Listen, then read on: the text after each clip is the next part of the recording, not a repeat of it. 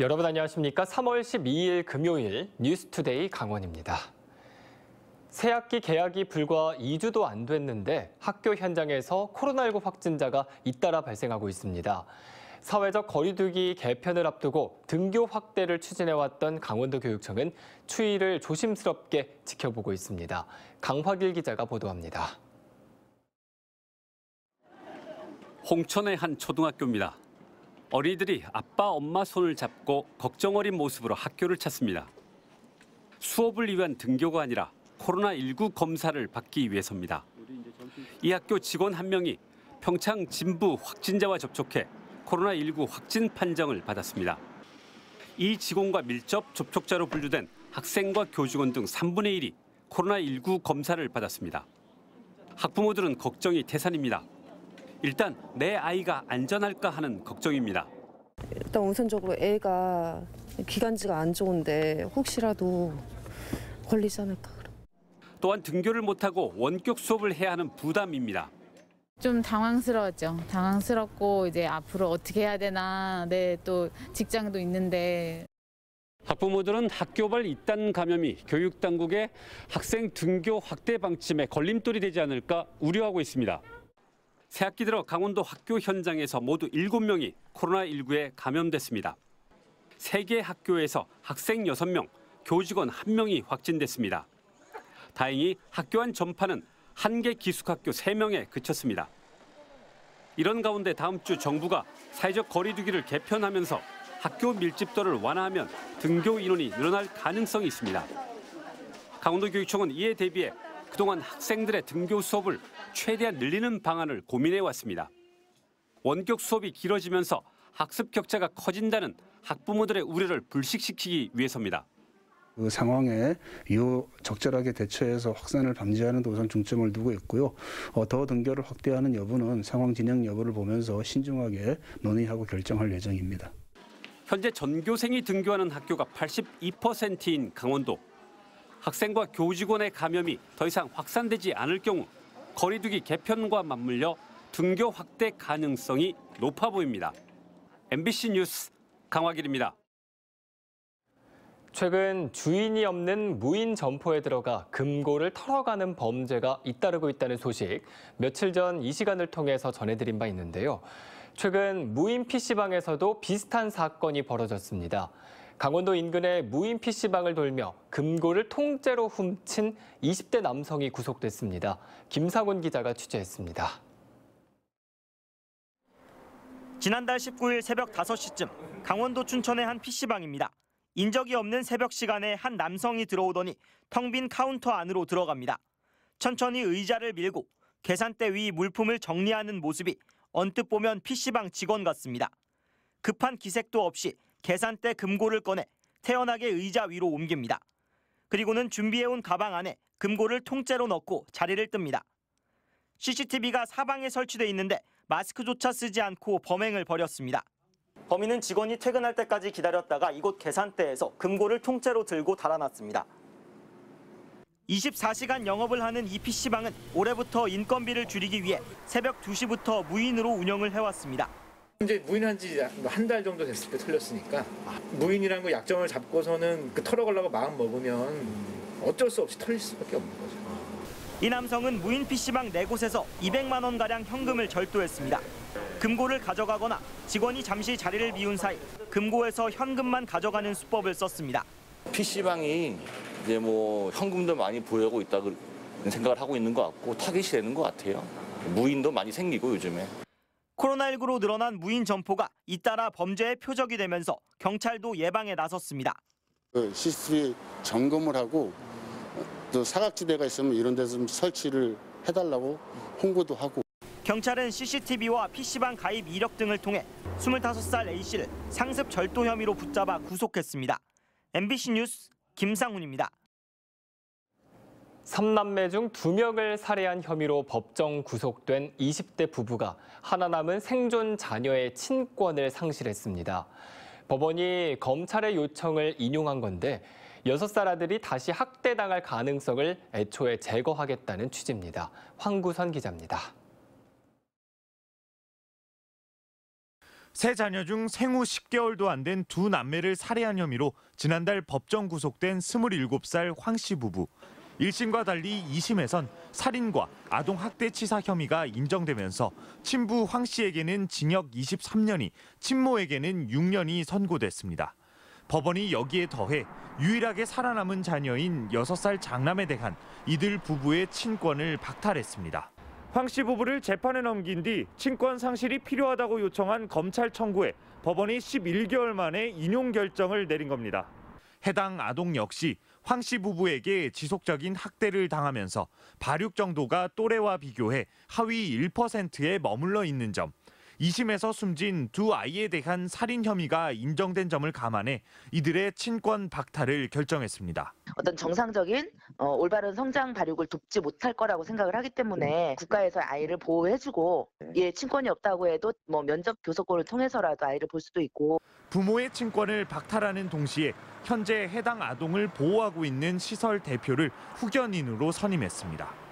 최근 3년 동안 전국에서 이 같은 친권 상실 사건은 480여 건 접수돼 60%가 넘는 300여 건이 인용됐습니다. 더 이상 이러한 불행한 일이 생기지 않을 수 있도록 관련 기관들이나 지역사회에서 더 많은 관심들이 필요합니다. 전문가들은 친권자의 권한 남용과 이로 인한 아동 학대에 대응하려면 지자체와 아동 보호 전문기관 등 관계기관이 적극적으로 개입할 수 있는 제도 개선이 병행돼야 한다고 조언합니다. MBC 뉴스 황구선입니다. 고성통일전망대가 지난해 장기 휴관의 여파로 경영난을 겪고 있습니다. 입장 가능 인원이 확대됐고 고성군은 입장료 교부율을 늘려 지급하기로 했습니다. 배연환 기자가 보도합니다. 동해안 최북단에 위치한 고성통일전망대.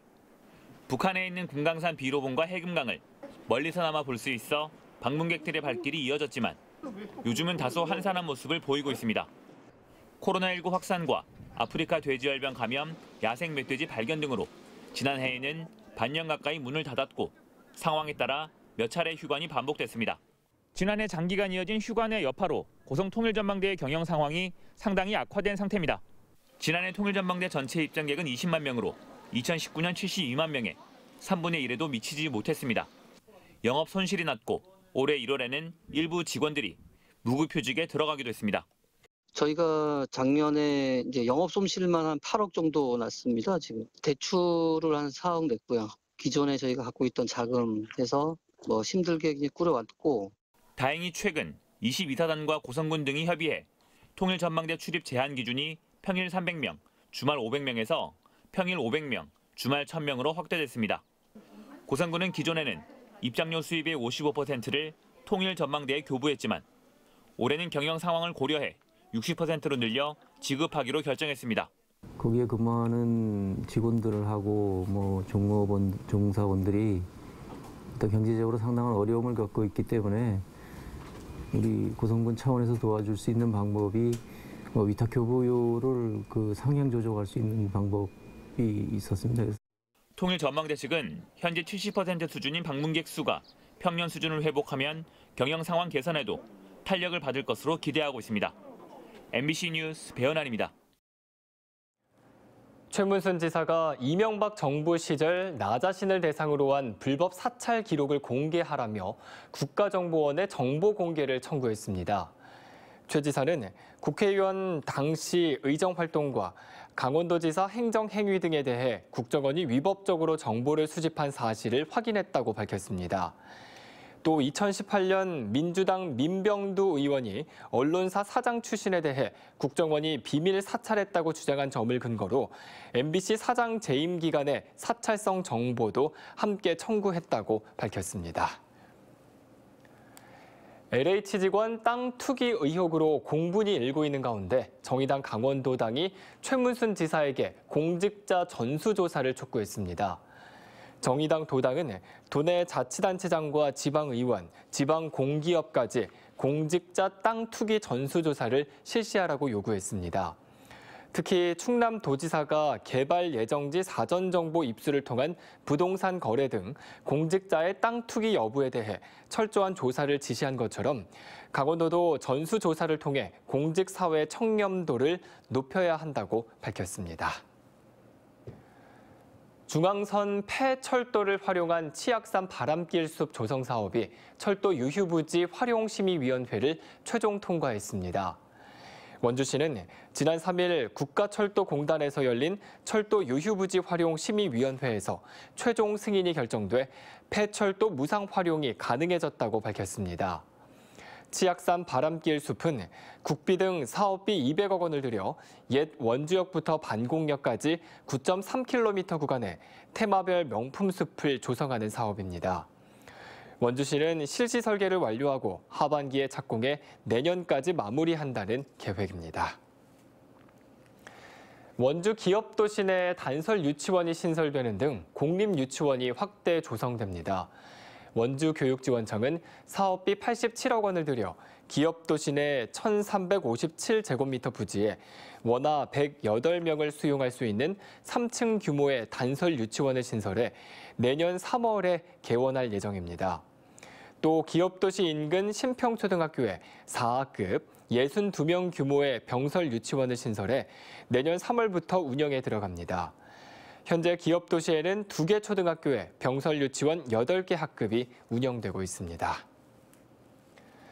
강원랜드 희망재단이 폐광 지역의 노인 일자리를 늘리기 위해 희망을 담는 빨래 바구니 사업을 확대합니다.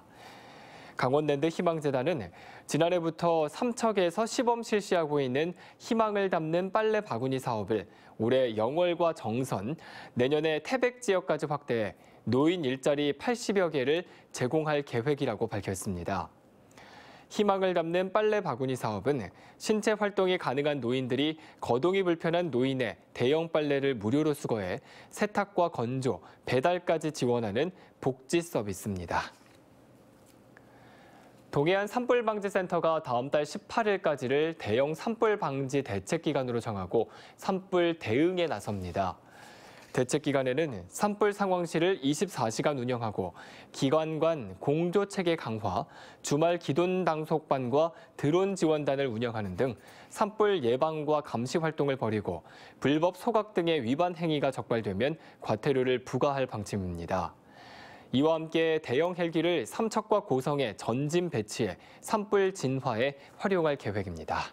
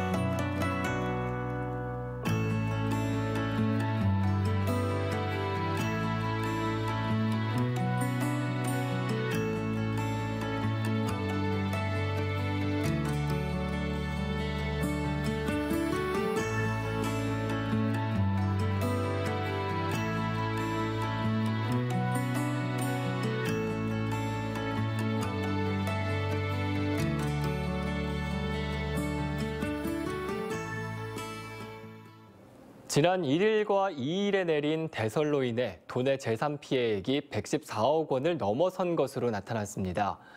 강원도에 따르면 양구가 23억 9천만 원으로 피해액이 가장 많았고 인제와 철원, 화천과 홍천 등 16개 시군에서 114억 2천만 원을 기록했습니다.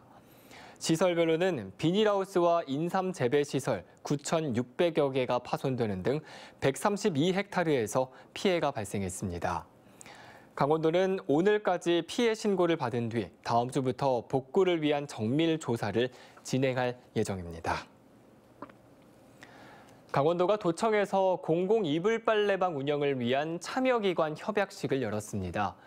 공공 이불 빨래방은 65세 이상 노인과 장애인, 한부모, 다문화, 소년, 소녀 가정 등에게 이불 빨래를 해주고 어르신과 청년, 경력단절 여성에게 일자리를 제공하는 사업으로 전국에서 처음으로 운영됩니다. 강원도는 올해 홍천과 양구, 강릉과 영월 등 6개 시군에 운영하면서 이불 빨래 수거와 세탁, 배달을 비롯해 생필품과 상비약, 돌봄 서비스도 함께 제공할 예정입니다. 춘천시가 신부급 세월교를 대신해 세워진 소양 7교의 새로운 이름을 찾고 있습니다. 춘천학 연구소는 지역 유래와 지명을 고려해 원진교, 원아리교, 윗샘밭교, 여율교 등 7개 명칭을 제안했습니다. 다리의 새 이름은 다음 달까지 시민들의 의견 수렴을 거친 뒤 5월 중 춘천시 지명위원회에 상정하고 중앙지명위원회에서 최종 결정됩니다. 관심 있는 시민은 가까운 읍면동 행정복지센터를 방문해 의견을 낼 수 있습니다. 춘천시 청년청이 도내에서는 유일하게 청년센터 운영 사업 대상자로 선정됐습니다. 고용노동부의 청년센터 운영 사업 공모 결과 도내에서는 춘천시 청년청이 유일하게 선정돼 국비 1억 5천만 원을 지원받게 됐습니다. 이에 따라 청년청은 청년 정보 데이터 구축과 취업, 창업 정보 공유, 구직 상담을 위한 통합 안내 시스템 등을 만들 수 있게 됐습니다. 한편 춘천시는 청년들의 사회 참여를 확대하기 위해 2019년부터 청년 기자단과 청춘의회 등을 내부 조직으로 하는 청년청을 운영하고 있습니다. 빈 점포를 활용해 창의적인 창업에 도전하는 청년 창업자에 대해 지원이 펼쳐집니다.